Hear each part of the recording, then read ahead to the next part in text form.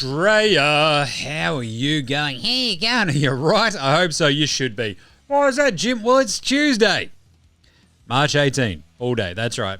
I'm your host, James Clements, here in Larry Armour Studios. A Chockers Tuesday episode for you today on NBA Straya. We've got a special guest on today's show, our man in Amsterdam, Pete Hooley, NBL commentator, all-round legend. Jumps on the show to talk about this awesome NBL Finals series, which is really, really good. But also, we had an incredible NBA day today, so we're going to talk about that. We also have Paul George news, some Trey Murphy news, Tracy Morgan news. What is going on? But today was an absolute cracker. So a Chockers Tuesday. We've got the awards. We've got Old Mate, No Mate, Spud of the Night, Better Than Lonzo Ball. Obviously, that's not an iPhone. All the good stuff there. No nahs or anything today. We're going to smash through today's show. We'll have the Australian Player Watch, Shane Hill Shoot Your Shot, Line 'em Up award, and a pick and preview for all the games tomorrow, which will be very fun. Trust me, I should know. It's my show. Let's get into it. Episode 1227 of NBA Straya. Oh, let's go.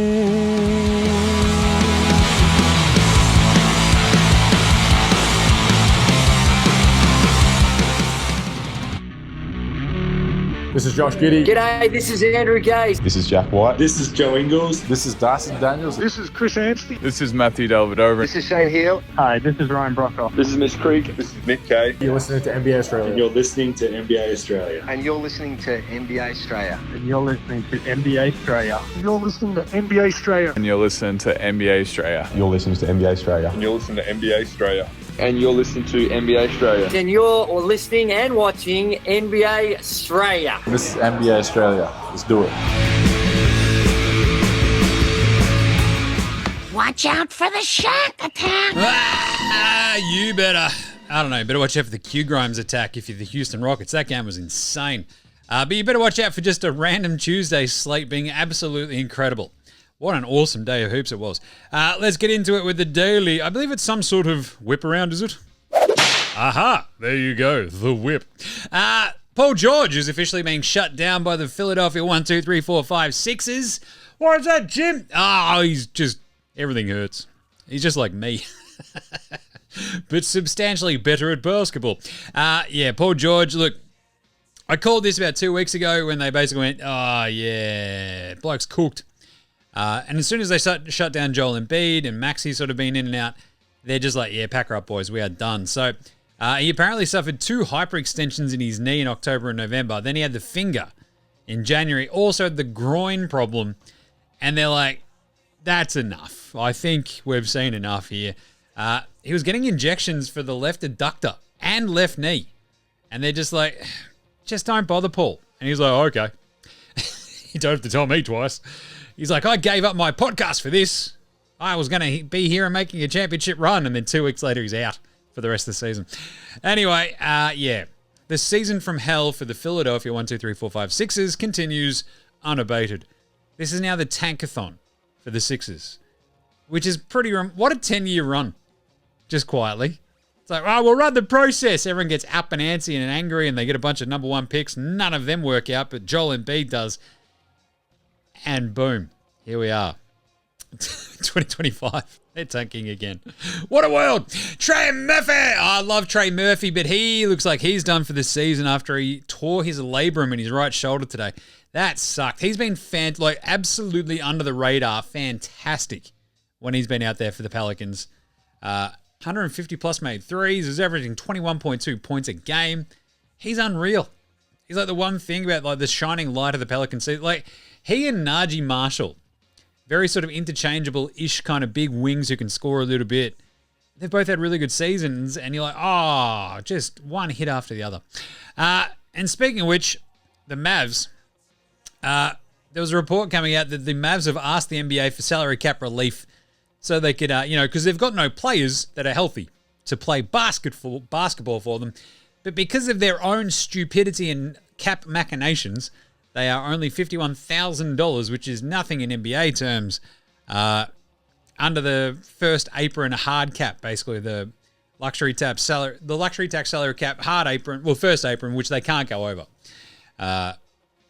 And then it's been rightly pointed out, hey, why would the NBA give them any sort of salary cap relief when this is all of their own making? It's like, yeah, injuries happen. It sucks.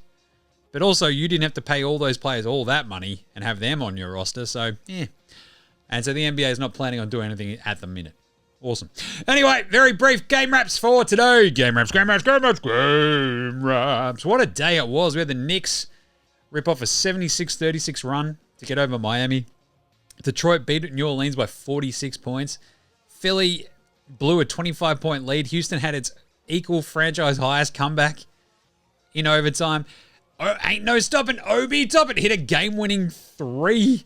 Denver had no dudes and beat Gold. Anyway, let's talk about it very quickly. Miami 95, Knicks 116. Cat. This got squirrely for the Miami Heaters. You can see I'm wearing the hat if you're watching on the YouTube. 15 straight points from Karl Anthony Towns at the start of the second quarter. Eric Spoelstra's just shook. He's calling timeouts like they're going out of business.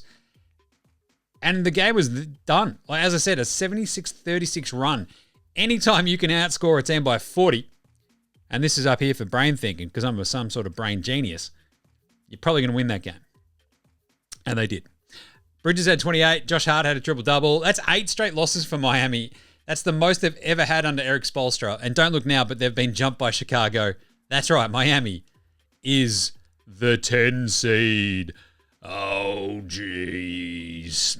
It's pretty crazy. They're 29-39, and the Knickerbockers feeling pretty good about themselves in the 3 spot. The weirdest thing was Tracy Morgan, prayers up for Tracy Morgan, the legendary comedian, was wheelchaired off the floor after spewing and having like an uncontrollable blood nose and couldn't walk. So you might remember he's had like lots of surgery and like a kidney replacement. He's diabetic. So hopefully he's all right, but bloody hell, not good. Anyway, as mentioned, Houston 144, Philly 137. Rockets came from 25 points down, the largest in franchise history. Fred VanVleet of the Fighting VanVleets got kicked out. They had all dudes fouling out because Q Grimes turned into Steph Curry 2 times over. It's like, hey, make him twice as good as Steph Curry. It was incredible. What a game. And Houston pulled it off, though. They hit some massive shots down the stretch. Jabari Smith, like his massive 3 was unreal. Awesome game. Absolute back and forth. Philly, that's just great tanking. It's like, hey, we've got Q Grimes. He's unreal. We also still lost. Good job. Indy. Well, yeah, right. So that was a good one. I mean, it's actually kind of important because the other teams that lost today, like the Warriors, the Wolves, etc. The Rockets have now won 7 on the trot. And of those streaking teams, this is like the longest streak in the NBA right now, the Rockets with their 7 straight. They were the 3rd longest yesterday when we did winners and losers. And now they're sitting pretty still up in the 2nd spot in the West, still tied with the Nugs. So that's very, very good. It's a huge win. And Philly, that's just a great loss. Oh, the tank rank. What else? We had an awesome Indy-Minnesota game. Nemhard and Rudy got booted after a big tough foul after a pretty rough foul, I think, on Mike Conley. 132-130. Indy win it in overtime in Minnesota on an Obi Toppin 3. This game was chaos. Absolute chaos. And it ruled. God, it was fun. You had just like everyone sort of doing everything. Great win for Indy. They desperately needed to hold on to that one. And that is basically keeps them in 5th after Detroit also got a win today. They're basically tied up 38-29 with the Bucks. So good job by them. Minnesota, tough one for them. They're 40-30 in the 6-7-8 morass in the West. Detroit basketball absolutely smash-rated 46-point win over the Pelicans. The Pelicans had 81 points and Zion scored 30 of them. It's crazy. Good job by Detroit. Chicago 111 beat 97 Utah. No Giddey, no hassles. 97-98 NBA Finals rematch finally. Toronto got absolutely curb stomped by the Phoenix Suns 129-89. Just gross. The Grizzlies got killed. They got straight killed. So he got straight killed. Despite Desmond Bain having a great game. He had what do you have? 44 points and then 44-7-4. Jeez. They lost the Suvlaki King for a little bit. Did the Kings as well. Did not return. He came back and then left. So a bit of a rough one, but good win for the Kings. They needed that one too. They're sort of just cruising along in the 9 spot in the West. Whereas the Grizz, I mean, that's a tough one. 43-26. No jar. So you kind of expected they might struggle, but not that much. Portland beat Washington 112-97. And then we had the San Antonio Lakers game. You saw Sohan and Vanderbilt get into a big old brouhaha and then get booted. But the Lakers hold on to win that one, 125-109. Pretty weird game. Stephon Castle with 23 points. Devin Vassell, 17. He had 30 for Austin Reeves. I mentioned this. Is he the real GOAT? Maybe. 37-6. While Luka had 21-9 and 14. Absolute chaos game. Austin Reeves. One day you'll be telling your kids you watched him in his nice, early years, his nascent ascent into superstardom. That's a wicked game. 5 of 13 from downtown. Anyway, good win for the Lakers. They're 42-25 now and needed that one.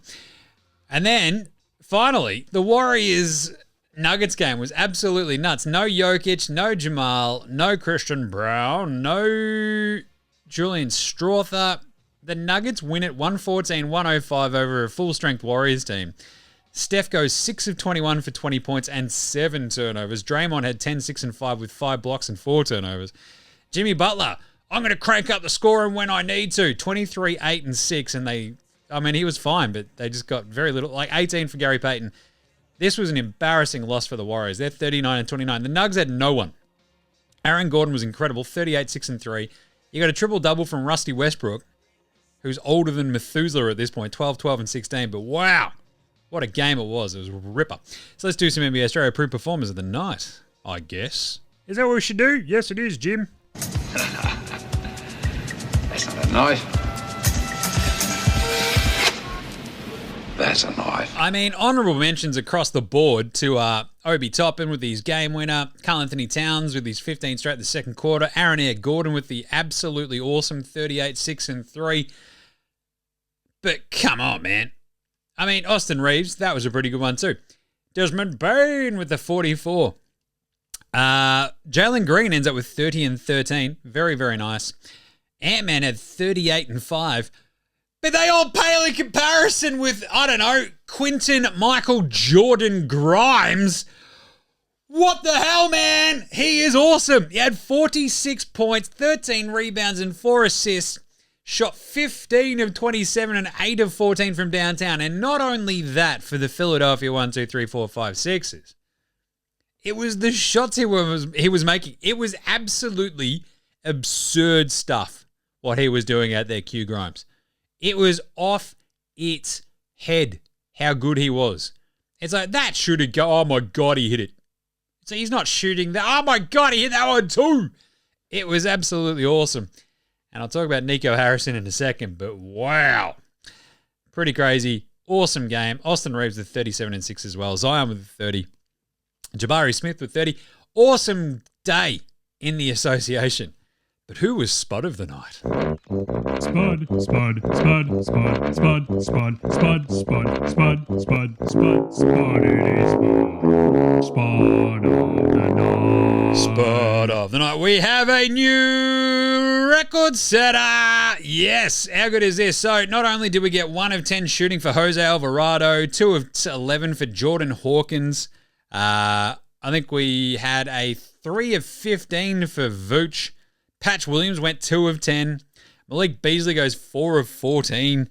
You had a bunch of absolute spuds, but we have a new leader in the clubhouse this season for attempts with a single make. That's right. Up until now, we were tracking along at 1 of 14 shooting as the worst with a make shooting example this season, right? Bada Bancada back in January. You had a Jordan Jeremy Clarkson in late February. And CJ McCollum back on Jan 7. And now CJ McCollum has made it into the top 2. That's right, he went 1 of 15 today. Woo! That is absolute 0 of 7 from downtown.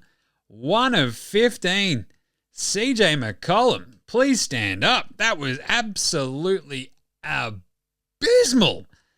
Incredible gear from him.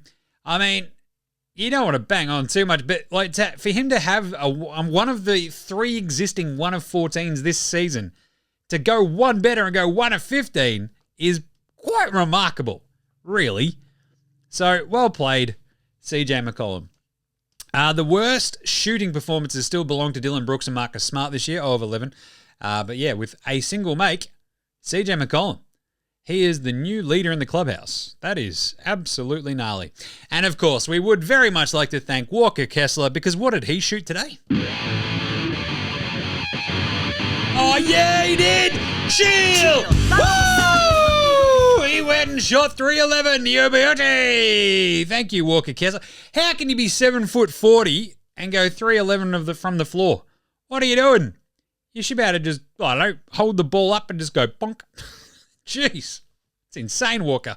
Come on, mate. Outside of that, who's old mate? No mates. Old mate, no mates. Old mate, no mates. Old mate, no mates. Old mate, no mates. Old mate, no mates. Who's got no mates today? It's probably still Nico Harrison, because with every awesome game that Q Grimes has for the Sixers, Nico looks like even more of a moron and has us asking the question. I think I put this one out on Twitter. Was the Q Grimes for Caleb Martin trade actually maybe worse than the Luka trade? How is that maybe the worst trade that Nico has made?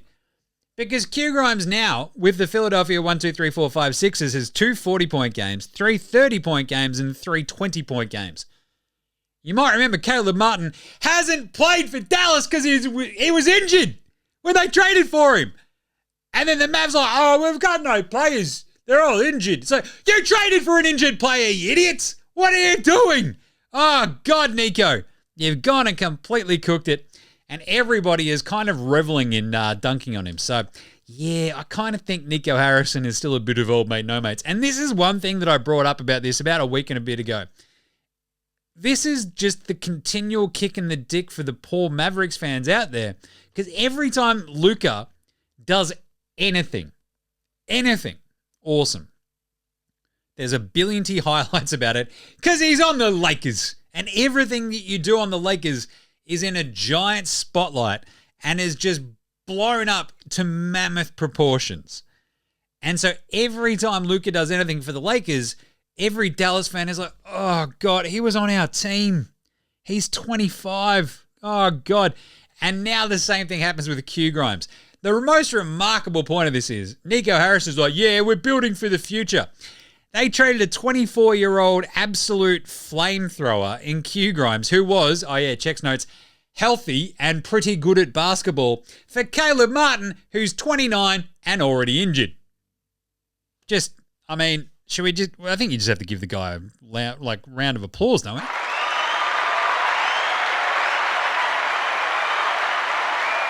Oh, Nico. What was the pantsing of the night?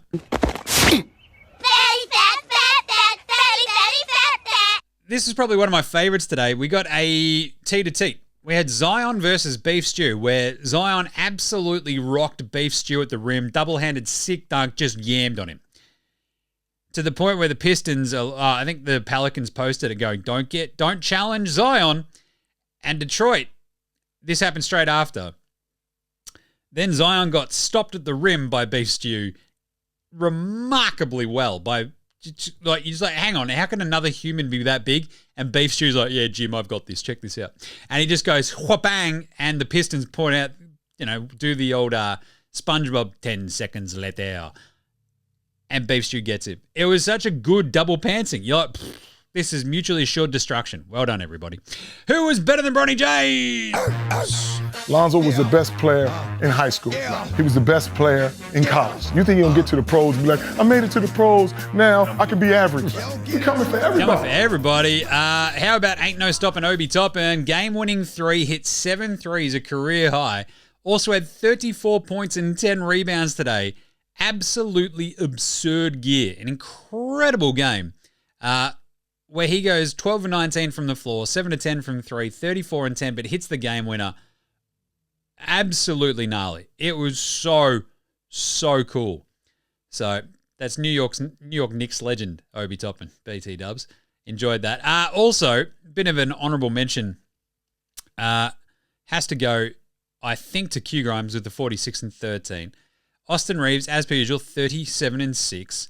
You also had Kobe White continuing his excellent streak at the moment, 26-3-4. And I don't know, there was like a Simone Fontecchio, it was pretty good. But the 23 for Stephon Castle, my rookie of the year, absolutely fantastic. And 20 more for Alexander Sarr. There you go. All better than Bronny James. All right, let's go have a chat with Pete Hooley about the NBL Finals right after this. This is Cam Glidden. This is Anthony Drimmick. This is Mitch McCarron. This is Jason Kadee. This is Darryl McDonald. Hey guys, this is Hugh Greenwood. Yo, what's going on? This is Illy. This is Mark Worthington, or commonly known as Wortho, and you're listening to NBA Straya. You're listening to NBA Straya. And you're listening to NBA Straya. And you're listening to NBA You're listening to NBA Straya. And you're listening to NBA Straya. And you're listening to NBA Straya. You're listening to NBA Straya.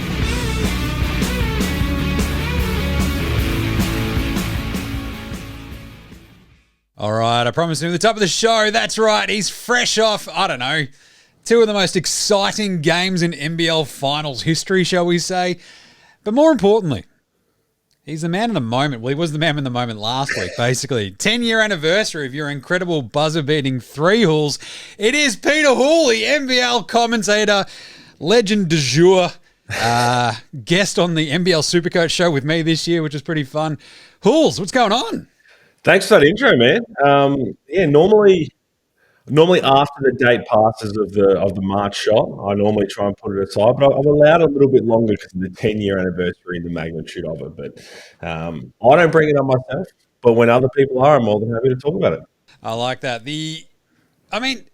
First off, like, it blew my mind. It's been 10 years because we were in the States, like, living there when that actually happened. And I still remember, like, it's like leading Sports Center. It's like everywhere at that point. And I'm like, holy shit, he's Australian? This rules. Let's go.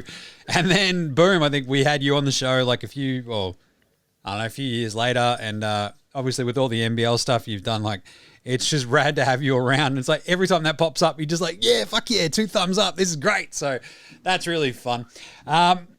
How many people get back in touch when that happens each year? Yeah, most of my old college teammates, and the irony of it this year was Luke Devlin, who was the first Australian at Albany to create the pathway there. He got married on the same day for the 10-year anniversary. So I was there with Sam and Mike Romley, and we were all together on the same day. Luke wasn't playing in that game, but he was in the crowd. Obviously, Mike and Sam are playing. So it was just the coincidence of that to be 10 years later, he got married and we were all together because they all live, 2 of them live in America with their partners. So it was pretty cool to be able to just be all together and relive that. But yeah, it's normally people I haven't heard of for 364 days. I'll get a DM on this day. Rocks. If you haven't seen it, I mean, A, what are you doing? B, just go look it up on YouTube. It's absolutely unreal. Let's go to the NBL. I mean, this is NBA Straya, but I mean, obviously, doing a crap ton of NBL stuff the last couple of years. I don't usually have it bleed onto the NBA show that much, but this series has been so sick that I'm like, I want to get Hools on just to go and put this into perspective for me quickly, because these first 2 games, I was there at the Monday, was the last week, the game 1, the Melbourne game, which was absolutely absurd. And then on Sunday, I'm sitting there with the squid. He's 6 years old. He's like, basketball is awesome. I love it. I think he's ostensibly a Phoenix fan. I'm just kind of like, I'm just taking you to games, bro. Like, we're just figuring this out on the fly. She's apples. And watching that game with him, he's like, oh, Dad, they're not going to win, are they? They're down 10. I'm like, what? It's like 8 minutes to go. And then Delhi just goes absolutely ham and takes over the game. What is going on, Hools? Like, this is awesome. Yeah, it's fascinating because I look back at all the recent championship series, and I can't recall one that teams keep winning on the other team's home floor. I mean, everyone took care of business in the semi-final series, and then the Sunday game kind of followed the path of game 1 in Illawarra, where they looked like they were going to win it, and then Delhi, but other boys kind of got them over the line, and then I thought Melbourne were going to pull it out at home. And it's funny because we're sitting here now as we record this, and that freeze frame of Chris Golding's shot in game 2 of John Cain, where that ball was probably 68% down. If that goes in, it's over.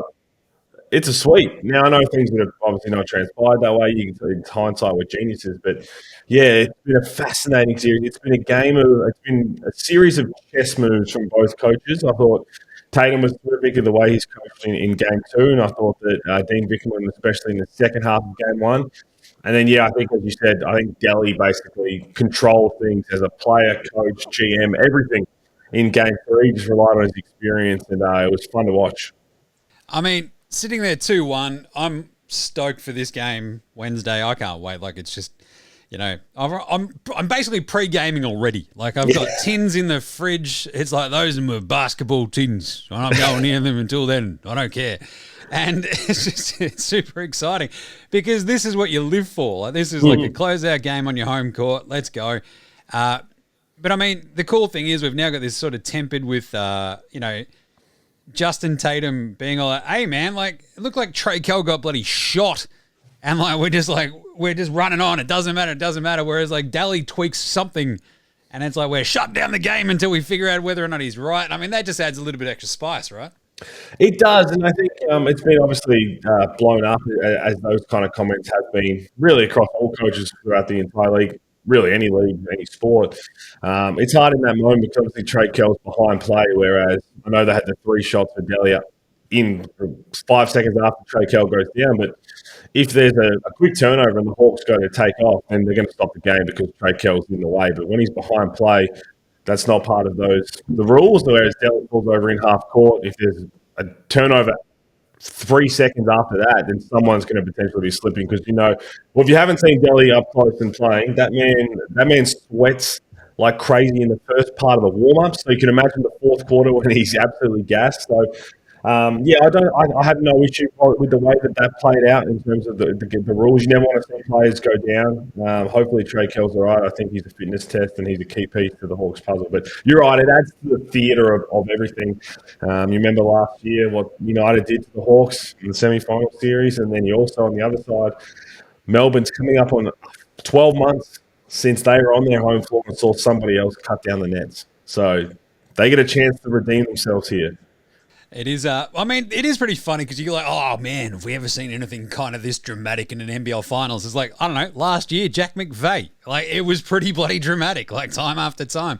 But the Delhi thing, you hit on something there about, like, I don't know, watching him play in person. I mean, quite clearly, like behind me in the NBA Australia studio, I have a giant life-size cutout of Delhi. Yeah. Bit of a fan, I guess. But watching him play, every time he does shoot, and this goes back to his NBA days, you're like, that's just not going in. Mm-hmm. And it does. And when it matters, it does. You're like, this makes almost zero sense in my brain. And like when he was doing that sort of the fourth quarter, boys, I got this one. Oh, God, the shot clock's down to like 4. I better hoist it myself. You're like, that's not going in. Splash. Off it goes.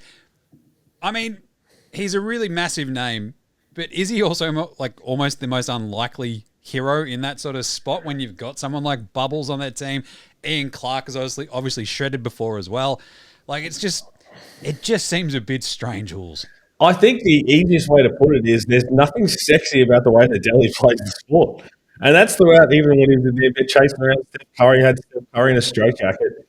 It's just pure grit, heart, and determination. Like, there's nothing. You look at some of the games that Golding's had. I mean, he had 19 threes in the John Cain games against Perth. And you're sitting there thinking, man, that was gorgeous to watch. Ian Clark goes off for a 38-piece. Man, that's beautiful to watch. Bryce Cotton, man, I can watch it over and over again. It's just stunning. It's absolutely beautiful basketball. But you don't walk away from Delhi games thinking, oh, man, that was a beautiful thing to watch. Delhi just goes out there, puts his head down.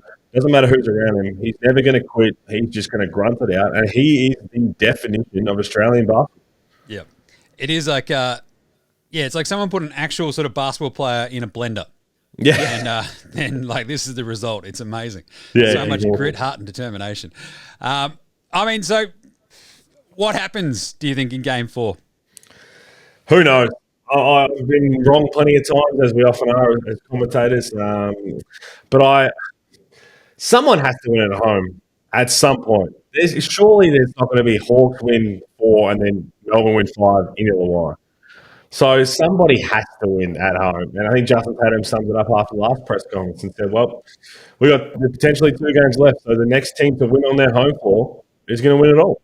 And I can't.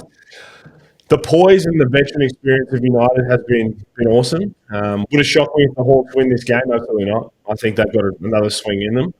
But would also shock me if the Hawks kind of fell apart and got blown out by an experienced Melbourne United. Also, no, I think I could very much see that happening. So that last 30 seconds of my answer, we're near closer to finding out, which is beautiful. That's how we want it.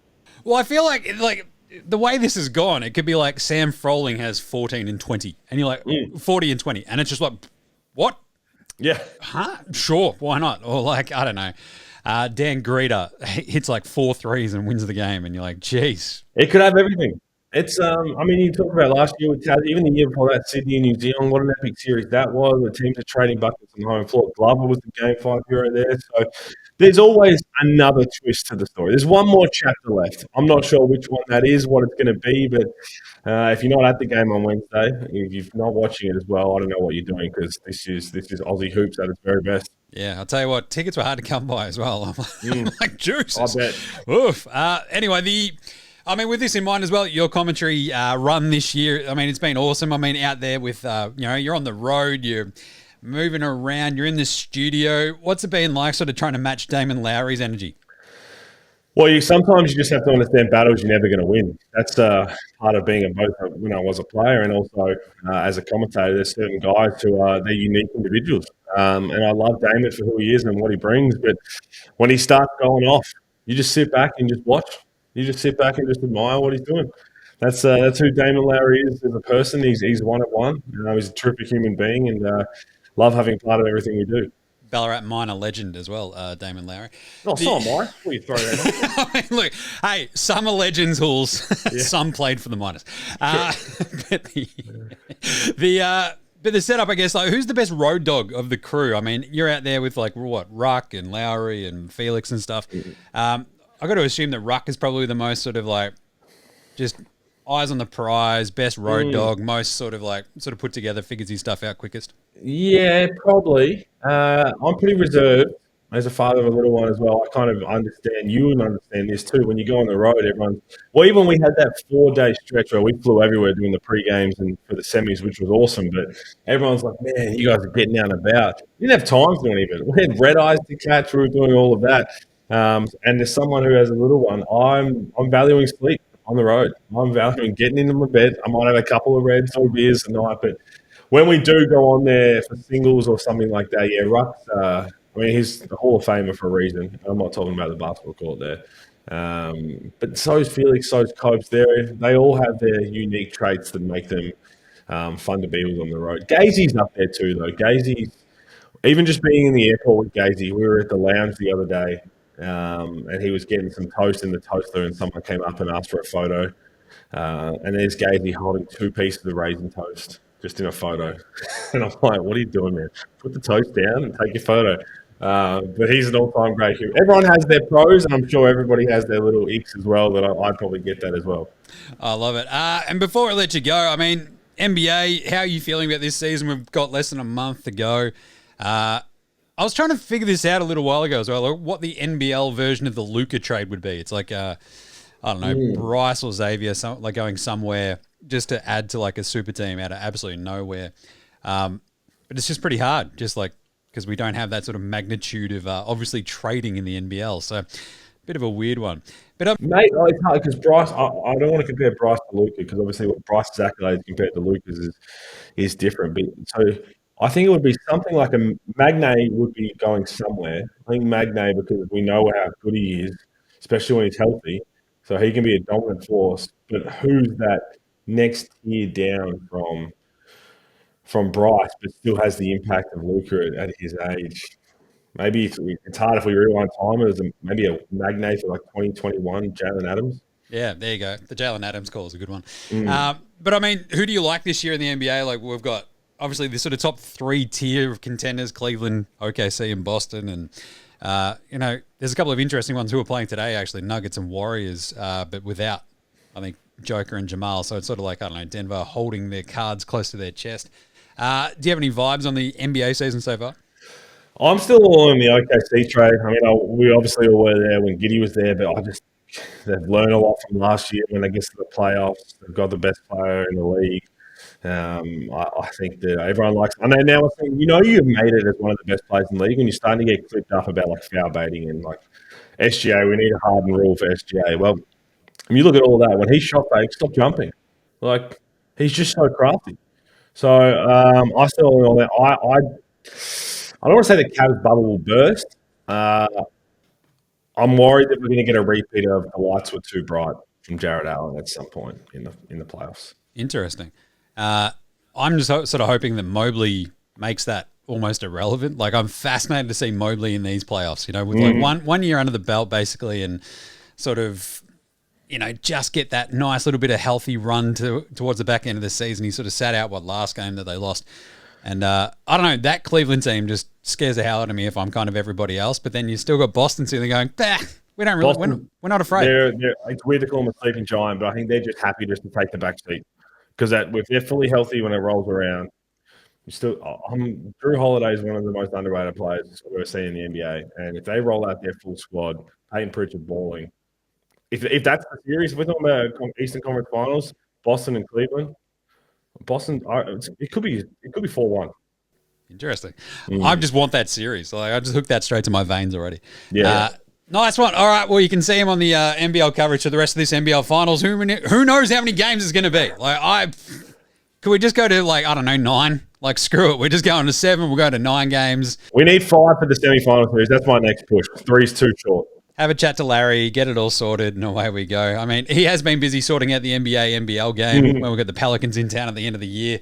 It was good to see them at Sport NXT last week, sort of taking the victory lap there, which is kind of nice. But I don't know. I just want more basketball. That's quite literally my entire status for everything Hools. I just want more basketball all the time. I don't want a break in my wife does, but old mate, she can just sort of hang out over there for a second. I just want to watch hoops. That's all I'm about. So either way, you can go check him out on the NBL coverage. What are you doing for the games 4 and 5 potentially?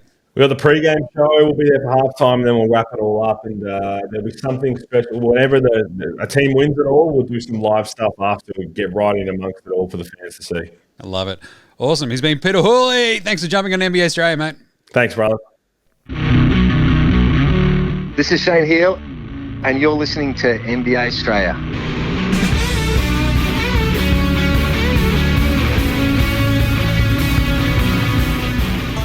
All right, how good was that chat with Hools? Awesome of him to jump on and have a bit of a chin wag about this insane NBL final series. If you are going to be there on Wednesday, come say good day. I'll be there hanging out, drinking some tin somewhere. Should be a good one. Can't wait. Anyway, thanks to Hools. That was fun. Let's do a quick Australian player watch. Only a couple of the Aussies in action today. So we had Johnny Fefe and Jingles both not play in that Minnesota-Indiana game. Furphy was out with an illness, so hopefully he's all right. And Jingles copped another did not play coach's decision. Rock him, sock him, block him, jock him. Landale in the win over Philly. He played 6 minutes. He had 7 points and went 3 of 3 from the floor. 1 of 1 from downtown. 3 rebounds and 1 assist. Not bad. And then do-up, bop, do-up, shib-a-dop, bop, do-up. Obviously no Josh Giddey in that Chicago-Utah game, as I mentioned. But do-up, the Great Barrier Reef in the win over the Wizards had 15 points, 4 rebounds, 3 assists, a steal, and a block. Shot 5 of 11 from the floor and 3 of 6 from downtown. 2 of 2 at the line. I'm not saying that he's the most underappreciated, overlooked backup big in the NBA. Oh, that's right, I definitely am. Hashtag free do-up. Let's get him out there. Get him more, 23 minutes. The bloke delivered. And so did our beloved Aussie Matty T, Matisse Tybal. Played 22 minutes and finally hit his first bucket since last season. He went 4 of 9 from the floor for 9 points, 5 steals. Jeez, Matisse. 3 assists, 4 rebounds. Absolute weapon. Plus 14 for the game. He also had a block. He was absolutely unreal. Very, very nice stuff across the board. No Taron Armstrong yet for the Golden State Warriors either. Still down. He played with the Santa Cruz Warriors yesterday and just sort of getting accustomed to stuff. So there you go. All right, quick Patty Mills Game Day Baller Game Day Twitter check-in. Now, what's Paddy been up to? Paddy. I think we had a... Oh, there's Nick K. What's he... Oh, 6 years of them. Oh, that's nice. That's a great mustache looking from Nick, my best mate. Doing awesome. Was there another Paddy? I thought there was a Paddy that popped up. Baller Pat. Yes, one new post. Here we go. Oh, it's his Fitz. Living life on the road. Coming in some pretty crazy jeans. Jeez, don't know about those ones. On the road. That's a nice looking coffee there from Paddy. He's got the Lenny Kravitz top. And then probably Lenny Kravitz pants, I guess. Some nice looking jewelry and glasses. Good on you, Paddy. Oh, how's that spread? Looking good. Good shoes. Go check that out. On you, Paddy. I'd run through a wall for that, man. Let's do some game previews for tomorrow. Game previews. Thanks, Inadvertent Bane. Not a problem, Jim. How's it all going? Oh, not bad. Very chill. It's good to have Hools on the show. How much fun was that? We have 4 games tomorrow, but the cool thing is we absolutely aced a bunch of our picks today. So out of what was there, 10 games, I think we nailed 8 of them, I want to say. Maybe even 9. Let's go back and have a look at the picks from yesterday. Because, yeah, I think annoyingly over at Dabble, I banged in San Antonio, and I don't think we had them on yesterday's show. No, we did. We had the Lakers, we had Portland. Oh, no, on yesterday's show we took Memphis, and then I found out Ja wasn't playing, and I took Sacramento on Dabble. We took Phoenix, we had Denver, which is a great call. We took Chicago, we took Detroit, we took Indy, we took Houston. We missed out on Houston, but we nailed the Knicks. So what's that? 8 or 9 of 10. Just saying. Absolutely crushed it. So go follow over at Dabble. Bang in the code NBA Straya. Click on the link in the show description or in the Facey IG stories. Tell them Jim sent you. Got to keep this pirate ship afloat somehow. So all your help would be appreciated. Obviously, if that's not your thing, don't bother. But it's all good. Appreciate you either way. Tomorrow, we've got Atlanta at Charlotte. Oh boy. We're going to go the Hawks in this one. -6.5. The Hawks are still decent and still fighting for that playoff seeding, at least the play-in seeding. Whereas the Hornets, look, they have these like nice little bursts every so often where they look capable, and especially at home, they're not too bad. But the Hawks, I think, just have a little bit of the old killer instinct right now. Give me the Hawks -6.5. Because if you think, look, the Hawks are going to be looking at this going, these are the ones we have to keep winning. They're on top of the South. They've got to keep ahead of the Magic, right? So the Hawks dropped those last 2 silly games. They dropped a horrible one to Brooklyn on the weekend, and they weren't competitive against the Clippers. This is the game they have to win. They beat the Hornets last week by 13. They beat the Sixers by 10. They beat the Pacers twice. They need to get this one. So give me the Hawks -6.5. Fascinating game, though. Then we have Brooklyn at Boston. You might remember Brooklyn pushed the Celtics pretty hard the other day, right? Did they, Jim? Yes. They lost it by 2. It was very, very close. This is a pretty big line. The Celtics are 13.5-point favorites against the Nets. I think I might actually take it, though. In Boston, it's a bit of a tougher ask, I think, for Brooklyn. I'm going to take the Celtics -13.5. They just sort of need a couple of nice get-right smashings, don't they, to the Celtics? So I think that's one of them. Milwaukee versus Golden State. Oh, geez. That's right. The Warriors, after copping a loss to the Nuggets today, the Bucks were +3.5. And that's what I had written down from earlier. I think that has now swung all the way to Milwaukee being favourites. But I'm still taking Milwaukee +3.5, which is where this all started. The Bucks, look, always happy to like throw a weird loss in where they should get a win, are the Bucks. But I think when we had the +3.5, I felt pretty good about that because that could still be the Warriors winning by 3. I'll still take Milwaukee +3.5, even if you want to adjust it to there. That's where I'm at. I think the Bucks were a little bit better. The Warriors, it felt just a little bit wobbly today. They just overlooked the Nuggets and got steamrolled. And then finally, Cleveland. That's right. Cleveland in LA to take on the Clippers. Awesome game. The Clippers are +3.5. If you've got Kawhi, Harden, they've got Norm Powell back. I don't mind the Clippers to keep this one really, really close. Cleveland had won 15 straight. They just completely fell apart in that fourth quarter against Orlando yesterday. Had a million chances to win the game and just didn't. I feel like going on the road straight after that sort of game is a weird sort of vibe. So I might go the Clippers +3.5. Cleveland might win this one, but it'd be very, very close. And there you go. That's it for today. Thanks to Peter Hooley for jumping on. Good chat. We'll have other guests later this week, which is really fun. So we'll be back on deck tomorrow for a bigger power rankings, maybe a standings check-in show. In the meantime, make sure you're following NBA Straya on Twitter, Facey, IG. We're all over the socials, you know that. TikTok as well, YouTube. Jump on the YouTube, jump in the comments, say g'day. Check out NFL Straya with myself and Gaz. We will be having an off-season wrap. There is so much going on in the NFL. We're almost basically waiting for it to get to a point where it's like, okay, has most of the stuff happened now? And then we'll have another show. Check us a rating review on your Apple Podcast, your Spotify, YouTube, whatever app you're using on the Android phone. As I keep saying, this is the only thing that kind of really does matter. If you do, just do it. That would be muchos apreciado. Just go out there, bang a review in there, 5 stars. I'm not going to twist your arm, but 5 would be good. Go nuts. The same thing goes with Dabble. If you are of that persuasion, you want to have a look at it, go check it out. Bang in the code NBA Straya. Use the link in the show description or on the Facey Twitter, IG as well. You can find the link to Dabble. Just make sure you use that one. Use the code NBA Straya and off you go. Make sure they know that I sent you. Big thanks always go to From Oslo for the intro and outro song. They rule. So did House Hats, Joshua Delarentis, Fascinated Gold Mines, Ramshackle Army, Iowa, Sextrato, Green, and Dozers there behind all the tunes you hear throughout the show. Smash them all on Bandcamp, Triple J and Earth, wherever you get your tunes, Apple Music, Spotify. NBA Straya Sports Australian Band, so should you. And that's it. We will catch you tomorrow, you dickheads. This is NBA Straya saying, that was an awesome day of basketball, wasn't it? Yes, it was. Also, look after yourselves, would you? And little Jose!